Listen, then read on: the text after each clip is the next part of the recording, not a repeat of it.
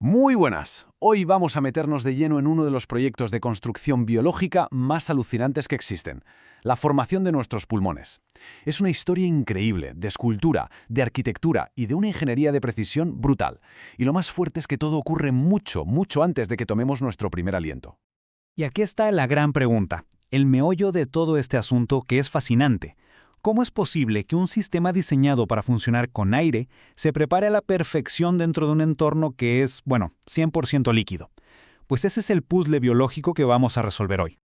Vale, pues nuestra historia arranca con el trabajo de un escultor. Porque antes de que los pulmones puedan siquiera empezar a formarse por dentro, el cuerpo tiene que esculpir las vías de entrada. Y esa escultura, curiosamente, no empieza en el pecho, sino en la cara. Aquí tenemos la materia prima. Pensemos en esto como los bloques de arcilla con los que va a trabajar la naturaleza. Todo se esculpe a partir de dos estructuras embrionarias que son clave: la prominencia frontonasal, que podemos imaginar como el bloque central de la futura frente y nariz, y el primer arco faríngeo, que se convertirá en los maxilares. La velocidad con la que ocurre todo esto es, de verdad, asombrosa. En la semana 4 aparecen unos simples engrosamientos, las plácodas nasales. Solo una semana después, en la 5, esas plácodas se hunden. Es como si hundiéramos un dedo en plastilina, creando un hoyo y haciendo que el material de alrededor se levante. Esos hoyos, las fositas, se hacen más y más profundos hasta que para la 7ª semana una membrana se rompe y ¡zas! La nariz ya conecta con la garganta. Todo en apenas 3 semanas. Y atentos ahora porque ya un momento que es absolutamente clave. Esas elevaciones que se formaron en el centro, a los lados de las fositas nasales, empiezan a crecer la una hacia la otra hasta que se encuentran y se fusionan justo en medio. Esta unión crea una pieza central, el llamado segmento intermaxilar, que es la base para el labio superior, parte de la encía y un trocito del paladar. Un paso fundamental, vamos. Bien, ahora toca un poco de arquitectura interior. Hay que separar la cavidad nasal de la boca. Y para eso el cuerpo realiza una fusión triple espectacular. Primero se forma un paladar primario en la parte de delante. A la vez, dos estantes crecen desde los lados hacia el centro.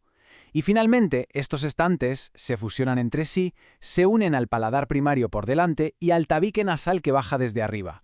Es una obra de ingeniería perfecta que crea el techo de la boca. Vale, perfecto. Ya tenemos la entrada esculpida. Ahora pasamos de la escultura a la arquitectura pura y dura. Vamos a ver cómo se diseña ese increíble árbol que crece dentro de nuestro pecho. El plano de este arquitecto se basa en una regla que la verdad es súper simple pero a la vez potentísima: la ramificación dicotómica. El principio es básico. Una rama se divide en dos. Esas dos se dividen en 4, esas 4 en 8 y así, una y otra vez. Es un crecimiento exponencial que permite crear la enorme y complecísima red del árbol bronquial a partir de un único brote.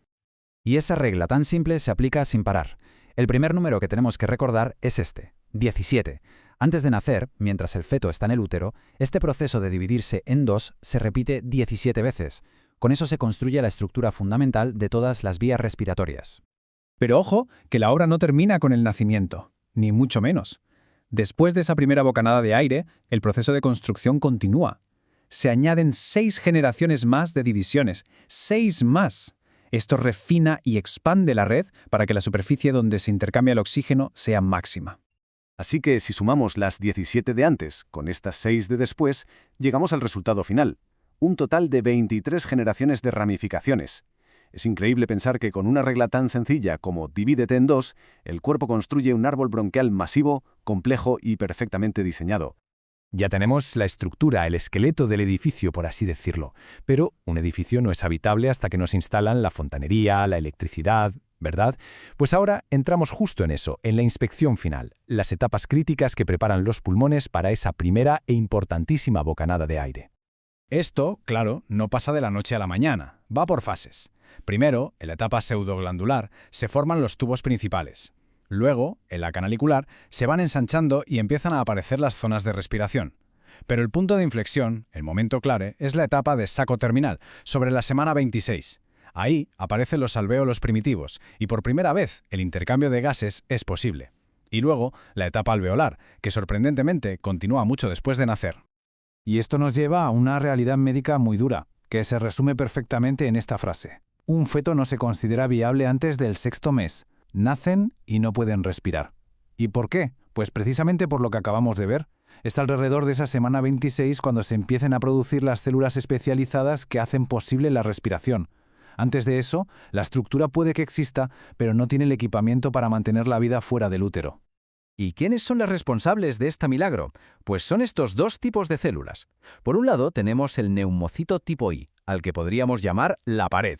Es una célula increíblemente fina que forma casi toda la superficie donde ocurre la magia del intercambio de gases. Y por otro, su compañera, el neumocito tipo II, la obradora de milagros. Esta no solo produce surfactante, una sustancia vital que evita que los alvéolos se colapsen, sino que encima puede transformarse en células de tipo I si hay que hacer reparaciones. Vamos, que son absolutamente vitales las dos. Y justo cuando pensábamos que el proyecto ya terminaba con el nacimiento, que se cortaba la cinta y todo listo, pues llega la gran sorpresa final. Resulta que la gran inauguración de los pulmones es un proceso mucho más largo de lo que nos imaginamos. Sí, como se lee, 8 años. Los pulmones son uno de los últimos órganos en terminar de madurar del todo. Durante los primeros 8 años de vida, el número de alvéolos se multiplica de una forma brutal, aumentando la capacidad respiratoria hasta alcanzar la de un adulto. Es un recordatorio increíble de que nacer no es el final de la construcción, sino el comienzo de una nueva fase. Y nos quedamos con esta idea para terminar. El cuerpo humano no es una máquina que sale ensamblada de fábrica lista para usar. Es un proyecto en constante evolución. Si algo tan vital como nuestros pulmones tarda 8 años en completarse del todo después de nacer, la pregunta es inevitable, ¿no? ¿Qué otras partes de nuestro organismo siguen ahora mismo en obras, adaptándose y cambiando? Ahí lo dejamos.